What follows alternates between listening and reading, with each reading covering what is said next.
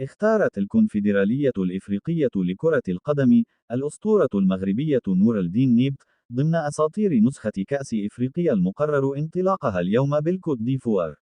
وحسب بلاغ لام كاف عبر موقعه الرسمي عبر الإنترنت، فالنيبت سيكون ممثل للمغرب في قائمة أساطير هذه البطولة من أجل الترويج لعلامتها التجارية إلى جانب نجوم كبار في القارة. وتم اختيار أساطير كاف المكونة من لاعبين سابقين في منتخبات القارة الإفريقية بناء على شعبيتهم، وأيضا تاريخهم في نهائيات كأس إفريقيا والبطولات القارية.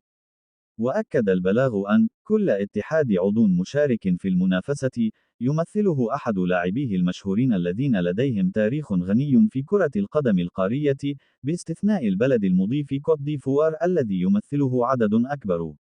وسيمثل دولة ساحل العاج كل من القائد السابق والمتوج بجائزة أفضل لاعب لام كاف في العام مرتين ديدي دروغبا، ولاعب خط الوسط الهجومي السابق سالومون كالو الذي سبق له التتويج مع المنتخب الإفواري بكأس إفريقيا 2015. وفيما يلي قائمة أساطير نسخة كأس إفريقيا 2023: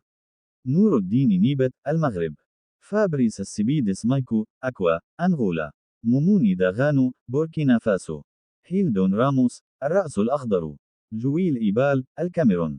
ديدي دروغبا كوت ديفوار، سالومون كالو كوت ديفوار، شاباني نوندا جمهورية الكونغو الديمقراطية، أحمد حسن مصر، رودولفو بوديبو غينيا الاستوائية، بامو دوجاغني غامبيا، ستيفن أبياهو غانا، باسكال فيندونو غينيا، أداما تامبورا مالي، سليمان إبراهيم موريتانيا، مانويل خوسيه لويس بوكواني تيكو تيكو موزمبيق، كريم زياني الجزائر، رونالد كيتجيجير ناميبيا، أوغستين جاي جاي أوكوشا نيجيريا، سيفيو شابالالا جنوب أفريقيا، ميريشو نوغاسا تنزانيا، كريم حاجي تونس، كريستوفر كاتونغو